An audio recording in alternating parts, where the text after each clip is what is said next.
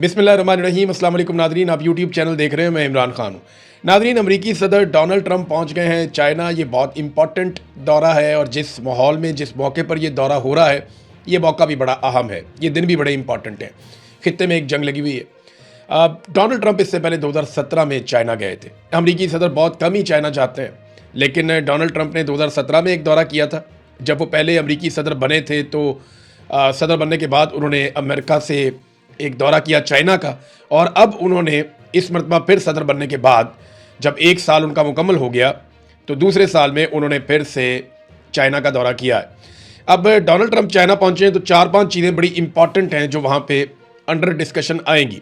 Number एक तो ये है कि अमेरिका ईरान तनाज़ा जो है ये ज़रूर डिस्कस होगा। अब नए हुर्मुज़ से कैसे वहाँ से अब खोला जाए, यूरेनियम का क्या करना है, कौन सालसी कर सकता है। एक बात अमेरिका में बार बार की जा रही है कि अगर इस दौरे में कोई मामला हल ना हुआ या इस दौरे के ज़रिए से ईरान और अमेरिका के बीच में कोई जंगबंदी मुस्तकिल नहीं हो जाती, तो इस बात का बड़ा इम्कान है कि इस दौरे के कुछ दिनों के बाद अमेरिका एक बड़ा हमला कर सकता है ईरान पर। तो चाइना अमेरिका को पेशकश कर सकता है, क्योंकि ईरानियों से चाइना राब्ते में है और ईरानी वज़ीर ख़ारजा चीन गए भी थे और वहाँ पे बड़ी लंबी चौड़ी डिस्कशन हुई थी डोनाल्ड ट्रंप के दौरे के हवाले से भी। तो चाइना बता सकता है कि वो क्या कुछ ऑफ़र कर सकता है ईरान की जानिब से अमेरिका को। और चीन एक ऐसा सालिस है जिसकी बात ईरान भी तस्लीम कर लेगा। वजह यह है कि चाइना जब गारंटी देगा तो फिर चाइना को पहरा भी देना पड़ेगा, और चाइना एक बड़ी पावर है जो अमेरिका की आंखों में आंखें डालकर बात कर सकती है। पाकिस्तान सालिस ज़रूर है, लेकिन पाकिस्तान अमेरिका को वापस टका के जवाब नहीं दे सकता, चाइना ये कर सकता है। तो एक तो ये है जो अमेरिका का और ईरान का तनाज़ा है। अब इस दौरे की अहमियत बहुत बढ़ गई है, जंग होनी है या नहीं होनी इस दौरे के बाद हमें पता चलेगा। नंबर 2, ताइवान का मसला है, जहाँ पे अमेरिका की एक पोजीशन है कि ताइवान एक आज़ाद खुद मुख्तार मुल्क है, जबकि चाइना उसे अपना हिस्सा कहता है। साउथ चाइना सी में बड़े तनाज़ात हैं, माजी में भी यहाँ पे काफ़ी ज़्यादा हालात ख़राब रहे हैं। तो अब ये चीन और अमेरिका के बीच में एक मसला ये भी है, लेकिन जो बड़ा मसला है वो तजारती मामलात हैं, सरमायाकारी के मामलात हैं, एनर्जी की ज़रूरियात है, रेयर अर्थ मिनरल्स हैं। ये वो चीज़ें हैं जिनमें चीन अमेरिका से आगे जा रहा है। मैं आगे चल के आपको बताता हूँ कि इस वक्त आगे कौन है, अमेरिका है या चाइना है, और दोनों के आदाद शुमार क्या है। मैं आपके सामने वो हैरान कुन चीज़ें रखूँगा कि आपको पता चलेगा कि दुनिया की सुपर पावर फ्यूचर में चाइना अगर बनने जा रहा है तो कैसे बनने जा रहा है। नंबर 4, दिफाई नुक्ता नज़र से अपने अपने मफादात हैं, दोनों ममालिक के अपने अपने इत्तेहादी हैं, अपने अपने मफादात हैं। यानी चाइना के बड़े अच्छे ताल्लुकात हैं शुमाली कोरिया से, रशिया से, और अमेरिका के बहुत बुरे ताल्लुकात हैं रशिया से और शुमाली कोरिया से, और वो जनूबी कोरिया को सपोर्ट करते हैं, यूक्रेन को सपोर्ट करते हैं। तो यहाँ पे ये तनाज़ात अपनी जगह पे, लेकिन सबसे बड़ा मसला दोनों ममालिक के बीच में जो होगा वो ट्रेड का होगा, आलमी तजारत का होगा, कारोबार का होगा। इन चीज़ों को ज़्यादा डिस्कस किया जाएगा। और ट्रंप के साथ जो टीम गई है उनमें ज़्यादातर तजारती लोग हैं, बड़े तगड़े लोग हैं। जिस वक्त डोनाल्ड ट्रंप चाइना का दौरा कर रहे हैं उस वक्त अमेरिकन मीडिया ने चाइना के हवाले से बहुत सारी ऐसी खबरें छापना शुरू कर दी हैं जो एंटी चाइना है। अमेरिकन एस्टेब्लिशमेंट को भी इस बात का पता है कि जब तक हमारा मीडिया और हमारी आवाम चीन के खिलाफ सोचते रहेंगे और बोलते रहेंगे, तब तक हमारे दिफाई अखराजात बढ़ते रहेंगे।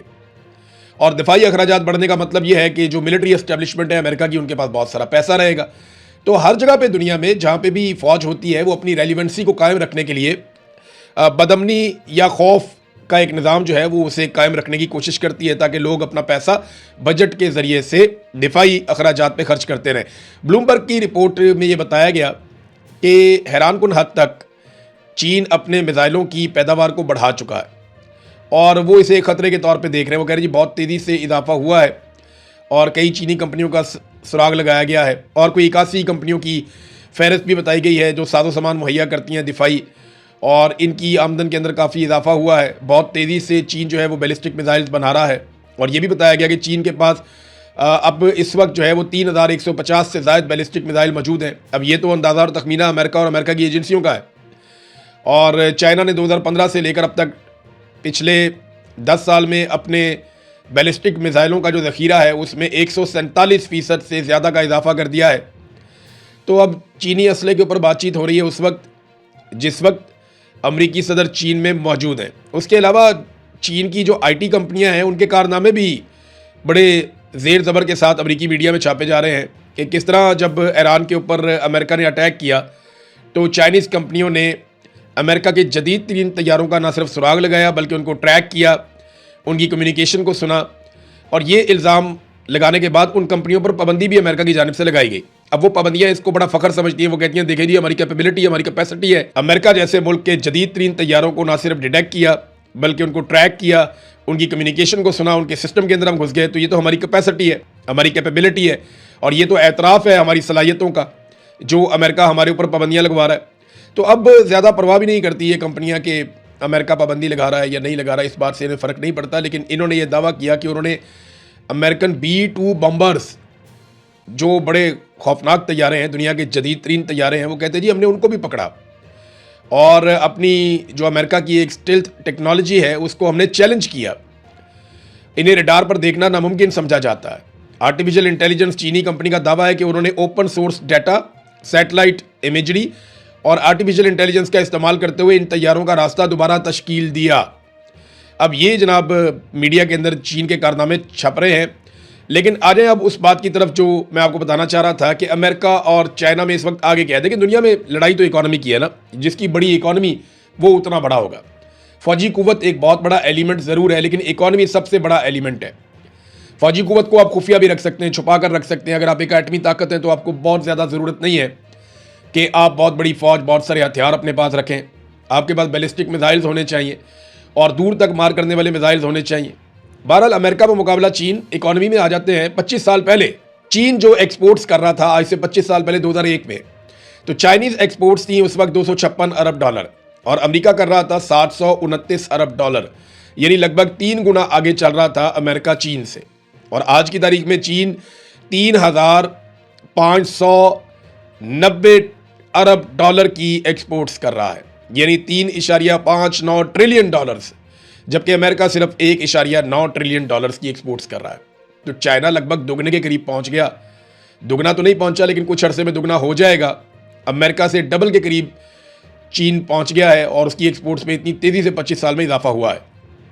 एक और चीज़ बड़ी अहम होती है कि आपने कितना सामान बनाकर दुनिया को भेजा और कितना सामान आपने दुनिया से मंगवाया। इससे पता चलता है कि तिजारती नुक्ता नज़र से आप खसारे में हैं या मुनाफे में हैं। तो चीन ने 3.59 ट्रिलियन की ट्रेड की, दुनिया को सामान भेजा एक्सपोर्ट्स की, और 2.58 ट्रिलियन का सामान मंगवाया अपने मुल्क में। तो इसका जो सरप्लस है या जो मुनाफा है चाइना का, वो $1 ट्रिलियन से ज़्यादा का है। अमेरिका ने दुनिया को $1.9 ट्रिलियन का सामान भेजा और $3.12 ट्रिलियन का सामान मंगवाया। तो अमेरिका का जो ट्रेड का डेफिसिट है या खसारा है, अमेरिका का जो तिजारती खसारा, वो $1.3 ट्रिलियन है, यानी $1300 अरब का खसारा है अमेरिका का। तो ये चाइना और अमेरिका का एक बहुत बड़ा फ़र्क है। फिर अमेरिका और चीन की जो आपस की तिजारत है ना, उसमें भी चीन बहुत आगे है। चीन अमेरिका को $453 अरब का सामान देता है पिछले साल, जबकि अमेरिका से वो $145 अरब का सामान लेता है। ये एक ऐसा फ़र्क है जहाँ पे फिर अमेरिका खसारे में है।